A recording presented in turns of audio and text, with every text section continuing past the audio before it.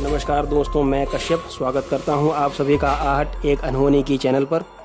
दोस्तों, अगर आपने अभी तक मेरी चैनल को सब्सक्राइब नहीं किया है तो आप कर लीजिए और बेल आइकन को दबाना ना भूलें ताकि आपको मेरी चैनल के सारे नोटिफिकेशंस पहले ही मिलते रहें। दोस्तों, ये कहानी मेरे एक सब्सक्राइबर की है जिन्होंने नाम ना लेने की शर्त पर हमसे ये कहानी शेयर की है। दोस्तों, ये बात करीबन 28 साल पहले की है जब मैं 12वीं कक्षा में साइंस स्ट्रीम में पढ़ता था। 12वीं कक्षा में साइंस में उस समय आज की अपेक्षा कोर्स काफ़ी लेंदी हुआ करता था, जिसकी वजह से शुरुआत के दिनों से ही काफ़ी पढ़ाई करनी पड़ती थी। मैं अपने प्राइवेट कोचिंग क्लास से पढ़ाई ख़त्म करके अपने मित्र के घर रुक जाया करता था और वहीं हम देर रात तक पढ़ते थे। बाद में मैं अपने घर आने के लिए निकलता था। ऐसे ही एक रूटीन शेड्यूल में पढ़ाई करके मैं अपने फ्रेंड के घर से निकला और अंडर ब्रिज से निकलकर घर के रास्ते पर बढ़ रहा था। तब मैंने एक लड़की को, जो ज़्यादा उम्र की नहीं थी, करीबन 17-18 साल की रही होगी, दौड़ते दौड़ते पूरा अंडर ब्रिज क्रॉस करते हुए देखा। वो इतनी तेज़ अंडर ब्रिज क्रॉस करके गुजरी कि मुझे बड़ा आश्चर्य हुआ, क्योंकि इंसानी तौर पर इतनी तेज़ जाना मुमकिन नहीं था। मुझे बड़ा आश्चर्य हुआ कि इतनी रात गए एक अकेली लड़की इस तरह से कितनी तेज़ कैसे दौड़ी। फिर ज़्यादा ना सोचते हुए मैं अपना स्कूटर चलाकर घर पहुंचा। दूसरे दिन जब मैं फिर से अपने घर आ रहा था तब करीबन रात के 2 से 2:30 बज रहे होंगे और तब फिर से मैंने उस लड़की को अंडर ब्रिज के पास देखा और इस बार उसने मुझे इशारा किया रुकने के लिए। मैंने अपना स्कूटर रोका तो उसने मुझसे कहा कि मुझे अंडर ब्रिज क्रॉस करा दो। मैंने कहा कि सिर्फ अंडर ब्रिज ही क्रॉस करना है ना?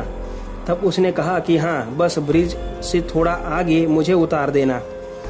तब मैंने उसे स्कूटर पर बिठाया और स्कूटर चलाया। ब्रिज के बीचों बीच पहुंचते ही ऐसा लगा जैसे किसी हाथी को बिठाया हो मैंने। स्कूटर चलना ही बिल्कुल बंद हो गया और मैं तुरंत ही स्कूटर से उतरा तो मैंने देखा कि वह लड़की एक भयानक शक्ल वाली डाकनी में बदल चुकी थी, जिसका मैं शिकार होने वाला था। मैं वहां से चिल्लाते हुए भागा और वह सिर्फ हंस रही थी। कुछ ही दूरी पर एक पुलिस चौकी थी और मैं सीधा वहीं पर चला गया और वह मेरे स्कूटर के साथ वहां आ रही थी पीछे पीछे। मैं दौड़ते दौड़ते चिल्लाते हुए पुलिस चौकी में घुसा। तब वहां 3 पुलिस वाले थे जो तुरंत मेरे साथ बाहर आए। तब उन्होंने भी उसे मेरे स्कूटर पर देखा, लेकिन वह उनके सामने ही मेरे स्कूटर से गायब हो गई। पुलिस को पता ही नहीं चला कि ये क्या था और उन्होंने भूत की थियरी मानने से इनकार कर दिया और कहा कि बेटा, तुमको कोई डरा रहा होगा। जब मैंने उनसे कहा कि तो फिर सर वो गायब कैसे हो गई और स्कूटर तो मैं ब्रिज के बीच में छोड़ के आया था, तो फिर यहाँ कैसे आ गया, जिसका उन्होंने मुझे कोई जवाब नहीं दिया और बस इतना कहा कि रात को पढ़ने की बजाय सो जाया करो ताकि अच्छे से पढ़ाई कर सको। मुझे काफ़ी डरा हुआ देखकर एक पुलिस वाला मुझे मेरे स्कूटर पर घर छोड़ने आया।